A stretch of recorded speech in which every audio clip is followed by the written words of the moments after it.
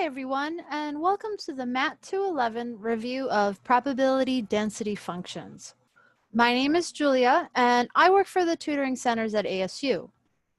So suppose X is a random normal variable with a mean mu equals 263 and a standard deviation sigma equals 20.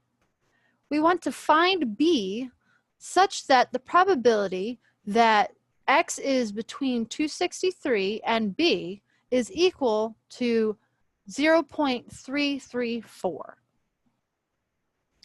So since this is a normal variable, we're going to use a z-table in order to calculate our values here. That's the easiest way to figure out your range of variables if you're using a table. So the first thing we want to do is we want to determine the z-scores that correspond to the two bounds of our x. So let's call this one x1. So let's write it over here. x1 is 263 and x2 is b. We don't know what b is yet, but that's what we're hoping to solve for. We also know that we have our mu, or our mean, 263, and our standard deviation is 20. So let's figure out how to do this. The first thing we're going to want to do is convert these x values into z-scores, or z-values. Now remember that the way we do this is that z, let's rewrite that, that looks terrible.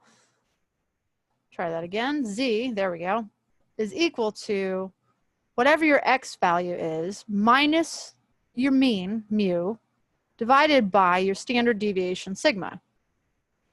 So let's say that z1 corresponds to our x1 here.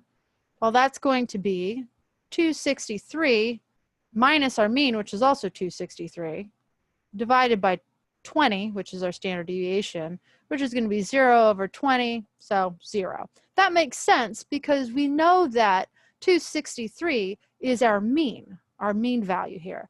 And if we're looking at a standard normal distribution here, so a z distribution, then the mean is going to be at 0. It's going to be right at the center. Now our z2 is going to be, well, b, we don't know what b is yet, b minus 263 over 20. So we can't really go any further with that, but at least we know what it's going to calculate to be. So we know that since normal distributions are symmetric, then half of the distribution probability, or 0.5, is going to be less than 0, and half is going to be greater than 0. So we know that our z1 is at 0, and our z2 is somewhere over here. We'll just draw a random line. It probably doesn't correspond to what it actually is, but we'll just say that that's z2 so that we have something to draw on. And we're looking for the range in here, and we know that the probability of being between these two values is 0.334. That means that the area under the curve for a z distribution between z1 and z2, so this area that I shaded in red here, that total area is going to equal this probability, 0.334.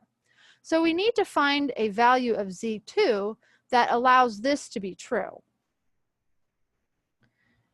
So let's look at a z-table to start thinking about how we'll do this.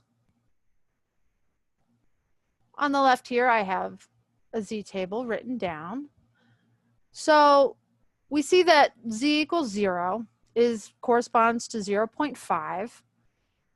And that's true because this is a left-handed table. So if we just draw where our 0 would be here, this would be calculating all the probability to the left, or all the area under the curve, to the left of 0, which is 0.5, since this is a symmetric distribution.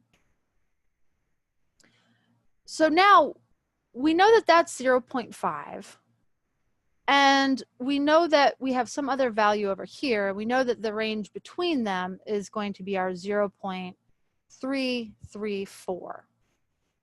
So we need to find some value of Z2 that gives us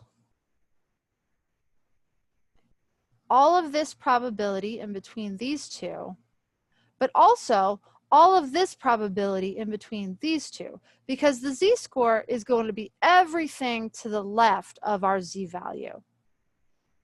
The probability corresponding to the z-score is going to be everything left. So it's going to be everything in here, all the way over to the tail. So to do this, let's think about what we would need. We know that this region equals 0.334, and we know that this region to the left of the mean is 0.5. So if we add those two probabilities together, we have 0.5 plus 0.334, which equals 0.834. And that's all of this probability to the left of our Z2, everything. So we need to find something in this table here that corresponds to this number. So if we look through here, well, here's our 8. Well, actually, we don't care about that. We want to look at the values in here. So let's see, we've got an 8.3 here, but it's 8.315. That's not what we want. 0.8340. So that is exactly the value that we're looking for here. So let's see what that corresponds to. Well, if we run over here, we get to 0.9. And if we run up here, we get 0.07. So if we add those two values together, so this is our probability, then our z-score associated with this, which is going to be our z2 in this case, since we know it's everything to the left of our z2 here, is going to be 0.9 plus 0.07, which equals 0.97. So that is our z-score over here. So if we substitute that in here, then we'll have everything except our b accounted for, and we can solve for our b. So let's write this up here just to get it out of the way, 0.97. We'll erase this to make ourselves some more space. So we have our z2, which equals 0.97, is equal to b minus 263 over 20. So now we want to solve for b. So this gives us, if we multiply the 20 up, we've got 0.97 times 20 is equal to b minus 263. And then we can add on our 263. So we have 0.97 times 20 plus 263 is equal to our b. And if we solve for this, this equals 282.4.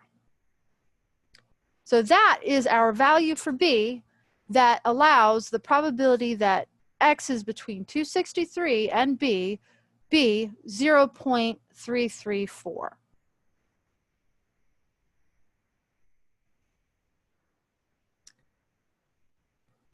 So lastly, it's important to note that if our probability table were given differently, then we would have to think of a different way to calculate this. So for instance, if we knew that we had a right-handed table, so again, we'd have our 0 here and our Z2 here, whatever that is, so 0 is Z1. And if we were given probabilities to the right, then our z-score here would have been calculating stuff to the right here. So we would have wanted to make sure in this case that our 0 would still have 0.5 to the right of it. And we would want to make sure that 0.5 minus whatever this value was. So let's call it, I don't know, y for the moment. So whatever that area is minus y is equal to our dip probability here, which is 0.334. So it's all a matter of just figuring out the geometry based on your table and what sort of probabilities it's giving you, and figuring out how you can add or subtract your different geometries in order to, or your different areas, in order to be able to get to the target range of values that you're looking for. But in our case, we've already figured this out using a left-handed table, and it's 282.4 is B. So that's it. Now, before I go, I just want to remind you all that if you're looking for any additional tutoring or academic support at ASU, you can visit the Tutoring Center's website, tutoring.asu.edu, to find all of our resources. Also, if you're looking for tutoring for your specific course, we have the tutor search tool, which you can find on our main website here, or by going directly to the tool at this full link here on the screen. And that will allow you to search for specific tutoring services for your course. So thanks so much and have a great rest of your day.